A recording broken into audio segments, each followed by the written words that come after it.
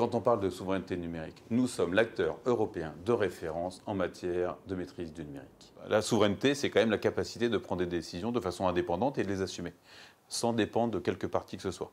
Dans un monde où les innovations technologiques viennent quand même massivement de certaines institutions qui ont investi des dizaines de milliards d'euros, dans ce contexte-là, et qui ne dépendent pas d'État, dans ce contexte-là, la digitalisation de la société, elle est devenue indépendante des décisions étatiques, pour partie. On est bien clair. Donc le concept de souveraineté numérique, si on le décline, c'est quand même cette capacité à investir ou à faire des choix technologiques qui maintiennent cette notion d'indépendance. Et si jamais on doit prendre des décisions de dépendance vis-à-vis de certaines technologies, il vaut mieux qu'elles soient choisies et pas subies. Pour Capgemini Invent, ça tire deux questions. La première question, c'est la question de la transparence et de la maîtrise de cette information. Et la deuxième question, c'est la question de la réversibilité, pour pouvoir prendre des choix qui ne nous engagent pas durablement, sur lesquels on a notre capacité d'action et notre destinée en main. Donc je considère que Capgemini Invent, avec les services que l'on propose, on est des enablers de cette souveraineté technologique. On aide nos clients et les institutions à prendre les bonnes décisions entre la souveraineté et l'innovation technologique, quels que soient les blocs technologiques sur lesquels elles doivent prendre des décisions.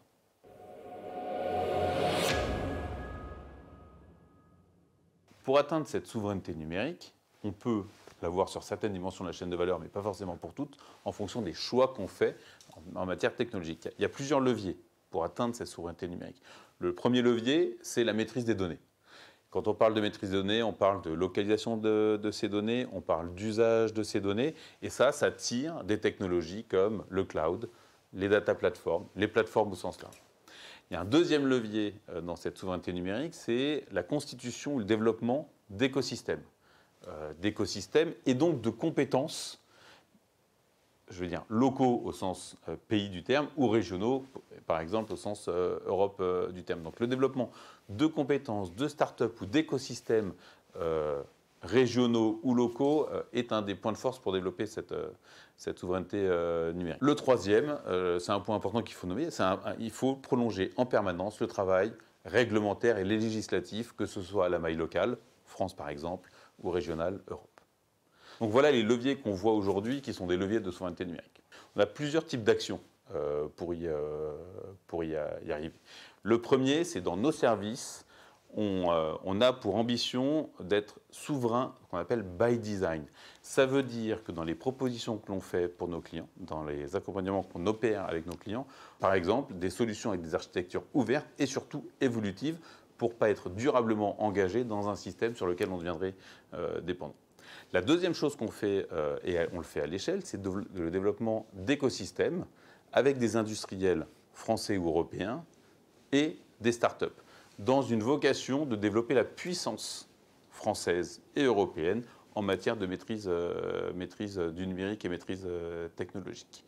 On en a certains exemples qui ont été plus ou moins médiatisés. Je pense à Future for Care dernièrement.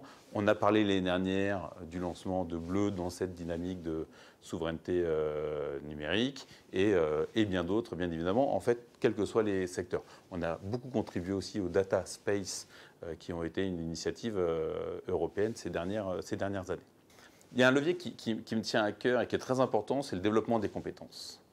Nous développerons notre souveraineté numérique si nous avons les meilleures compétences en France et en Europe. Il faut savoir aujourd'hui que Capgemini est le premier recruteur et le premier formateur européen de compétences numériques.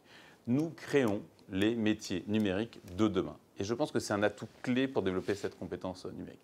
Et nous le faisons à travers des investissements significatifs, à la fois dans des labs, par exemple sur des sujets technologiques très importants pour la souveraineté. Je parle de la 5G, je parle du cyber. On investit également dans le cybercampus que tout le monde connaît, avec un écosystème plus large. On a développé une école qu'on appelle l'école by Capgemini, qui a vocation à former pas seulement nos collaborateurs, mais aussi les collaborateurs de nos clients et de nos partenaires sur des innovations technologiques. On a le garage, on a énormément d'initiatives qui a vocation à développer ces compétences en France et en Europe.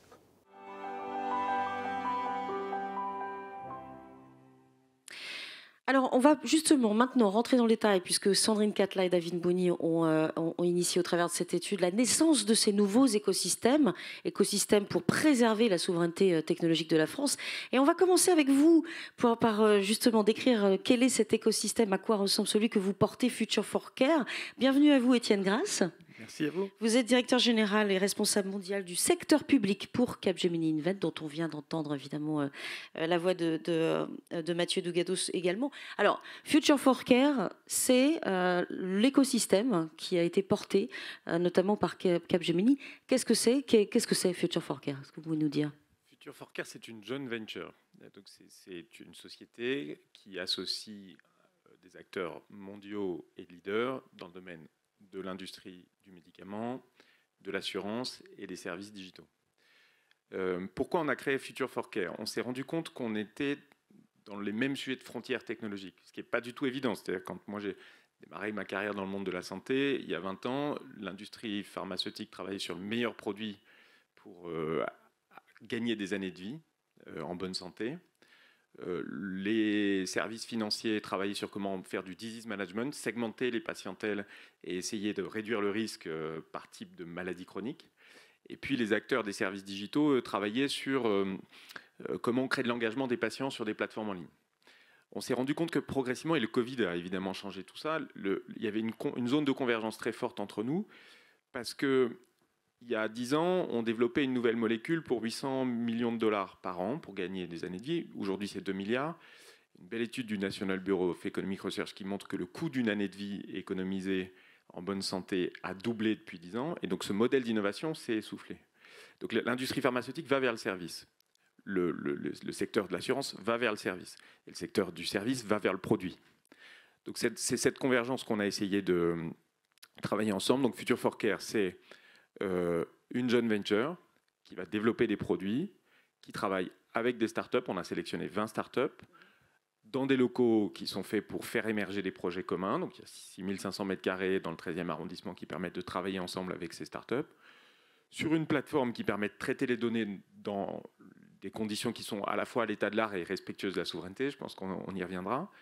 Et puis avec un ensemble de services qui permettent de tirer le meilleur parti de la donnée. Et le cœur du service, je pense sur les données de santé, c'est un catalogue de données partagées. Donc, Future for Care, vous l'avez dit, en joint venture. Vous avez investi combien dans ce projet? Est-ce qu'on peut connaître le montant de l'investissement? Oui, alors c'est un investissement sur 3 ans pour chaque acteur du groupe. Donc il y a un premier tour de table de ces 4 acteurs. Donc pour le groupe Capgemini, c'est 500 000 euros par an. C'est un gros investissement au démarrage. C'est-à-dire sur plusieurs années, j'imagine. Exactement. Oui. Et je pense qu'au-delà de cet investissement, on crée une société. Donc on a envie qu'elle trouve son propre modèle. Je vous parlais d'innovation. L'innovation, c'est aller chercher un modèle d'affaires. Donc on est dans la frontière technologique, c'est-à-dire qu'il faut tâtonner pour trouver ce modèle d'affaires. On est dans cette période où on va à la fois incuber des projets et des partenaires et puis fournir des services qui devront eux-mêmes avoir leur propre modèle d'affaires. Parlons un petit peu de comment, qui en fait partie finalement de Future for Care. C'est vrai que le bâtiment est assez impressionnant. Il a été inauguré il n'y a pas très longtemps d'ailleurs. Pour revenir sur cette gouvernance ou ces parties prenantes, est-ce que par exemple, puisqu'on parle de santé, est-ce qu'il y a des médecins, est-ce qu'il y a du personnel soignant, est-ce qu'il y a des gens de la santé, évidemment, ça paraît évident, mais est-ce qu'ils sont là? Alors ils sont là. Il y a une chose un peu particulière dans le monde de la santé, si moi je vous le dis, ceux qui me connaissent savent que j'ai travaillé pour la PHP par le passé. On ne peut rien faire en innovation en santé à un moment s'il n'y a pas de médecine translationnelle, si on n'a pas d'accès aux patients. À la fin, c'est les médecins qui font l'innovation en santé, de toute façon. Donc la question, c'est de savoir comment on leur propose le meilleur service, on met dans leurs mains un service qui, leur inspire confiance, respecte des règles, parce que dans le monde de la santé, il faut respecter des règles. On dit evidence-based medicine, mais c'est des règles qui permettent de proposer et tester un projet avec un patient, et puis permettre de faire progresser cette évidence et donc permettre d'expérimenter comme les médecins savent le faire. Donc il y a bien sûr des médecins, certains sont des start-upers, il y a beaucoup de médecins start-upers, contrairement à ce qu'on pense. C'est un peu une particularité de notre pays et c'est très bien. Et puis il y a évidemment des partenaires de santé et on travaille avec les écosystèmes que notamment à Paris et à l'échelle nationale, le ministère de la Santé et la PHP ont créé. La PHP est impliquée dans Future for Care aussi? Oui, alors la PHP a un gros projet d'innovation qu'elle a créé avec l'Hôtel Dieu et il y a un partenariat qui s'est créé avec Future for Care, effectivement. Alors, Qu'est-ce qu'on peut imaginer de Future for Care en termes de produits et de services? Vous parliez des services. On imagine que voilà, les entrepreneurs, qu'ils soient médecins d'ailleurs ou start-upers ou même autres, je veux dire, tous ceux qui ont une envie de révolutionner un petit peu le secteur de la santé, qu'est-ce qui peut émerger comme type de projet, comme type de service? Alors, je vais vous donner un premier exemple, ce qui va parler à tout le monde. Je pense que le cœur du sujet, c'est les données en vie réelle pour faire progresser la santé, et notamment la santé sur les médicaments. Vous avez tous suivi pendant le Covid cette année de recherche où on a essayé de tester de nouveaux produits, de nouveaux médicaments sur le Covid. Donc, on a fait des études en vie réelle sur des cycles très courts pour essayer de savoir si des médicaments, certains comme la chloroquine ne marchaient pas, d'autres fonctionnaient, pouvait avoir cet effet. Et ça, on ne le fait pas en testant le médicament sur le patient, parce qu'on n'a pas le droit de le faire, évidemment. On ne part pas à l'aveugle sur des essais cliniques, mais on le faisait en partant des bases existantes sur les prescriptions. Donc, pour travailler ces données en vie réelle sur les médicaments, il faut être capable de chaîner les données, de les anonymiser, évidemment, de les sécuriser et d'aller collecter des données manquantes, le cas échéant. Donc, c'est tous ces services qui permettent de constituer des cohortes, en fait, virtuelles, et de faire progresser la recherche à partir de ces cohortes virtuelles, de recréer aussi de la causalité dans ces cohortes.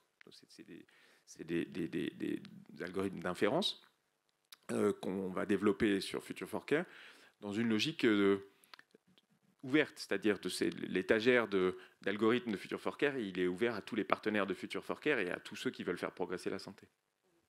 Alors, vous parliez donc de cohortes quelque part. C'était ma prochaine question, c'est quelle est la méthode? Est-ce qu'il y a une approche particulière, ce qui n'est pas le cas dans tous les écosystèmes aujourd'hui, ou ce qu'on peut appeler des incubateurs ou des accélérateurs. Il y a des approches différentes. Quelle sera celle de Future for Care? Oui, je pense qu'il différencie Future for Care, c'est que comme un incubateur, on propose des partenariats avec des startups, plus ou moins grosses, et donc forcément on part de leur projet. Mais on a 4 entreprises fondatrices qui ont une culture de l'industrialisation à nul autre pareil, je dirais. Donc, pour le groupe Capgemini, c'est vraiment clé, c'est-à-dire que on va très vite, fail fast, c'est un peu le mot-clé de l'industrialisation, on va très vite se dire, ce projet-là, il est intéressant en titre de POC, mais il ne s'industrialise pas. Et il faut du coup resserrer sur des projets qui ont une capacité à grossir vite et essayer de créer les conditions pour gagner en rapidité dans le changement d'échelle. Donc globalement, si j'ai bien compris, si nous avons bien compris, je suis entrepreneur ou en tout cas en devenir, peu importe l'âge d'ailleurs, ou je suis médecin, j'ai une idée parce que j'ai un savoir, mais je sens qu'il y a quelque chose à créer parce que voilà, pour faciliter ou pour optimiser, pour révolutionner, pourquoi pas, rêvons un peu. C'est Future for Care que je contacte, c'est ça? Vous avez parfaitement compris. Donc oui. Et ce que vous trouverez chez Future for Care, c'est des technologies à l'état de l'art, sécures, souveraines, parce qu'on parle de données qui exigent non seulement des exigences de souveraineté, de respect de non-transfert de données en dehors du territoire européen, mais aussi qui respectent des exigences spécifiques au monde de la santé, c'est le HDS en l'occurrence. Et donc vous trouverez des technologies qui vous permettent rapidement de démarrer et d'accéder à des données sur un catalogue qui est ouvert et partagé. Donc, vous trouverez aussi de la profondeur de données. Donc, oui. Et juste, je ne suis pas revenue tout à l'heure sur l'approche. Je me permets cette dernière question parce que c'est un point important, me semble-t-il. Est-ce que les projets en cours peuvent être, je veux dire, testés en simulation, je dirais, sur le terrain? Est-ce que vous parlez de l'Hôtel-Dieu? Est-ce qu'on peut imaginer que demain, l'Hôtel-Dieu soit aussi une sorte de laboratoire accessible à ces porteurs de projets? Alors, votre question est simple, mais elle implique une réponse complexe. Je vais essayer de faire court. On peut tester dans le monde de la santé autant qu'on veut, tant qu'on ne change pas la santé. C'est-à-dire qu'à partir du moment où on a un risque, où on fait courir un risque critique pour un patient, il faut obéir à des règles. Et ces règles, ceux qui en sont les détenteurs, c'est les acteurs du système de santé. Donc ça, évidemment, pas question de revenir dessus. Et c'est à eux, le cas échéant, de le faire. Donc c'est à eux de construire des partenariats qui vont permettre de faire de la médecine, on dit translationnelle, c'est-à-dire qui va permettre de tester en vie réelle des innovations. Après, il y a beaucoup de domaines dans le monde de la santé où on n'a pas ce risque. Il y a une entreprise, belle pépite française qui s'appelle Open, qui a un partenariat avec Future for Care. L'innovation de Open, c'est plutôt une innovation autour des services proposés en chambre. Donc cette entreprise-là, elle peut tester des choses qui ne feront pas courir de risque aux patients sans respecter des protocoles d'essais cliniques. Et évidemment, là, on peut tester sans ces contraintes. Merci beaucoup, Étienne Grasse. On l'applaudit.